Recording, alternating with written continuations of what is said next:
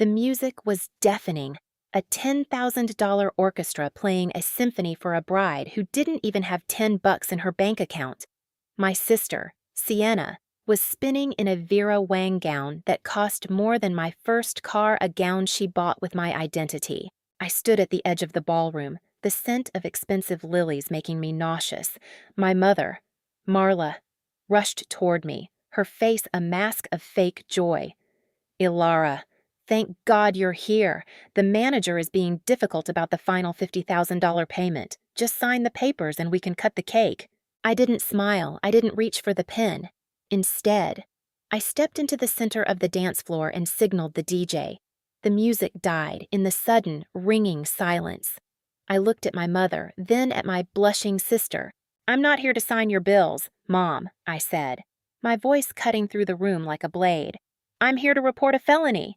Behind me, the heavy oak doors swung open, and two uniformed officers stepped into the light. The major open loop wasn't just about the money anymore. It was about how far I was willing to go to watch their golden world burn. To understand why I was standing in a ballroom with the police, you have to understand the dynamic of the Miller household. For 30 years, my role was simple: be the reliable one. In my mother, Marla's dictionary, reliable was just a polite word for ATM. I'm a senior risk analyst. I spend my days calculating the cost of mistakes. My credit score was a pristine 810, my crown jewel of independence. I lived in a modest apartment in the city, drove a 5-year-old Toyota, and saved every penny to pay off my student loans and build a future. Meanwhile, my younger sister Sienna lived a life sponsored by the Bank of Elara. Sienna was the golden child. She had the looks, the charm, and a complete vacuum where her conscience should be. Every time she crashed a car or got evicted, Mom would call me, sobbing about family loyalty.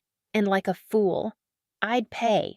I thought I was buying love. I was actually just funding my own replacement. 6 months ago, the calls stopped. No requests for rent money, no emergency credit card bailouts. I actually thought we were making progress. Then, I saw the Instagram post. Sienna, draped in designer shopping bags, flashing a 5-carat diamond ring. The caption read, "Finally getting the fairy tale wedding I deserve. No drama, just luxury. Hashtag private affair. Hashtag only the best." I wasn't invited. I was blocked. My own mother told me over a crackling phone line, "Elara, honey, you're just so serious. Sienna wants a specific vibe for her big day, and your attitude might bring everyone down.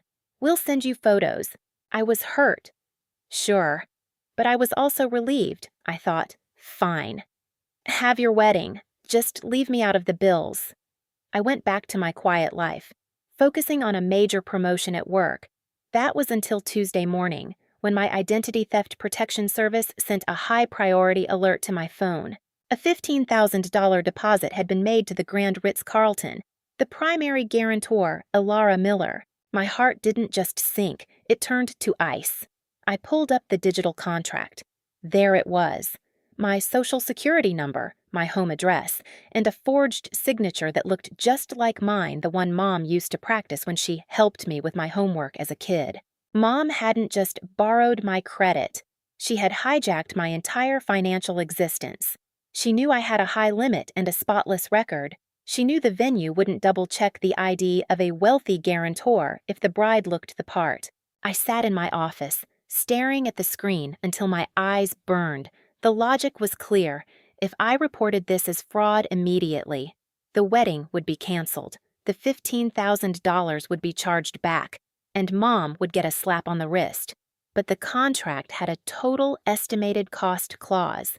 If the event proceeded, the final bill, including the premium open bar, the 10-course meal, and the late-night caviar station would top $50,000.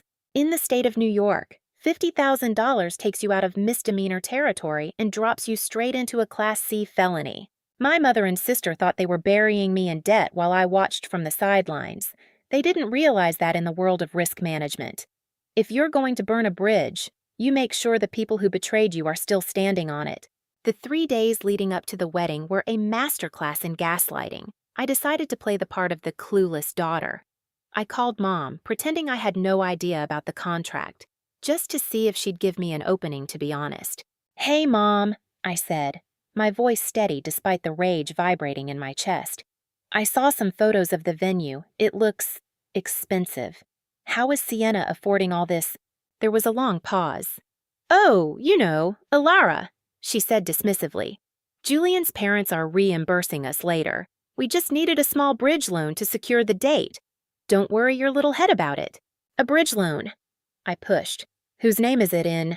Her voice sharpened instantly. "Why are you interrogating me? This is exactly why Sienna didn't invite you. You're always so obsessed with money. You have so much of it, and your sister has nothing. Is it so wrong for her to have one night where she feels like a queen? You're so selfish." "Elara, honestly, I'm glad you're staying home. You'd just count the cost of every shrimp cocktail and ruin the mood." I couldn't believe it. She was calling me selfish for not wanting my life's savings set on fire for a party I wasn't even allowed to attend. But I stayed quiet. I needed them to get comfortable. The morning of the wedding, I received a frantic text from Mom Elara. "Emergency. The hotel says there's a security hold on the card. Call the manager and authorize an extra $20,000 for the bar. Do it now. You're going to ruin her wedding." I didn't reply. 10 minutes later, my phone exploded. I finally picked up. "Mom," I said coldly. "That's my social security number on that contract. You stole my identity. That's a federal crime." "I didn't steal it. Elara, I used it," she hissed. "I'm your mother. I'm entitled to use your credit to help your sister. You have an 800 score. It's not like it's going to hurt you. Just call them. Sienna is having a panic attack." Then Sienna grabbed the phone. Her voice was shrill. "Listen, you pathetic loser, I'm marrying into a wealthy family tonight. Once I'm in, I'll pay you back. But right now, you are going to call that manager. You owe me this. You've always been the successful one. This is my turn. You're not even pretty enough to be a bridesmaid, so the least you can do is be the bank." Click. She hung up. They thought they were bullying me into submission. They forgot one thing: I'm a risk analyst, and they were now the biggest liability in the room.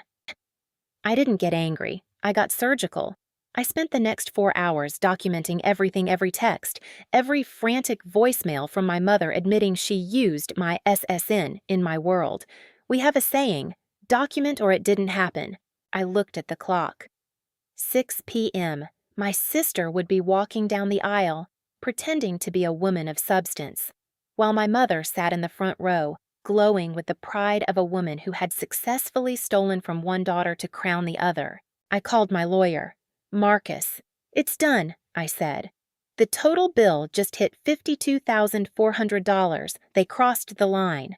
"Elara," Marcus replied gravely, "you realize what happens once we file the formal affidavit at over $50,000.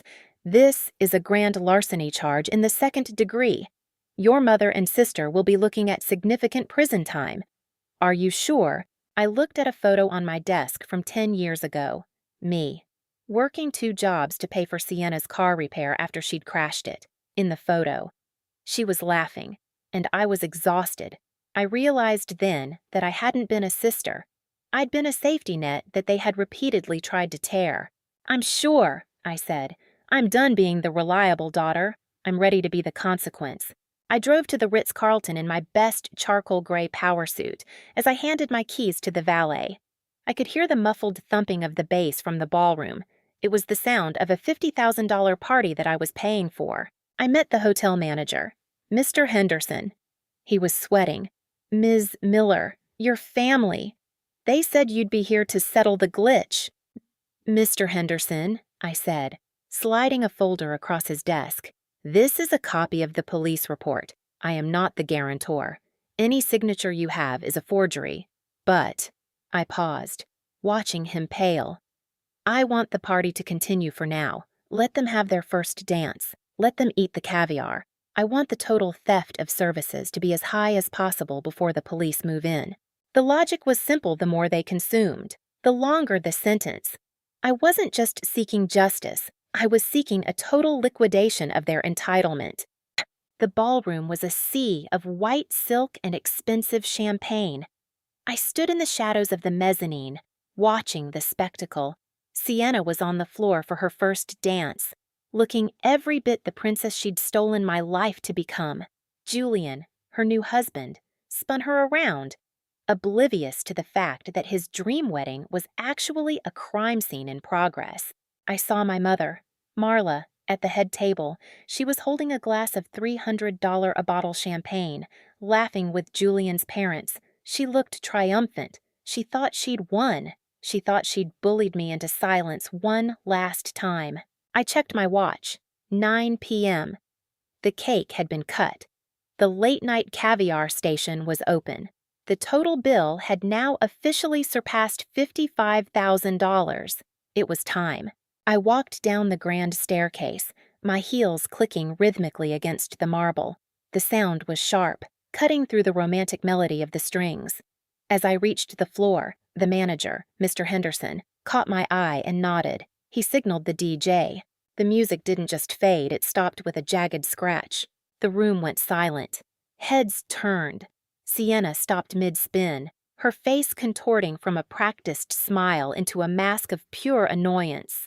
"Elara," she hissed into the silence. "What are you doing, I told you?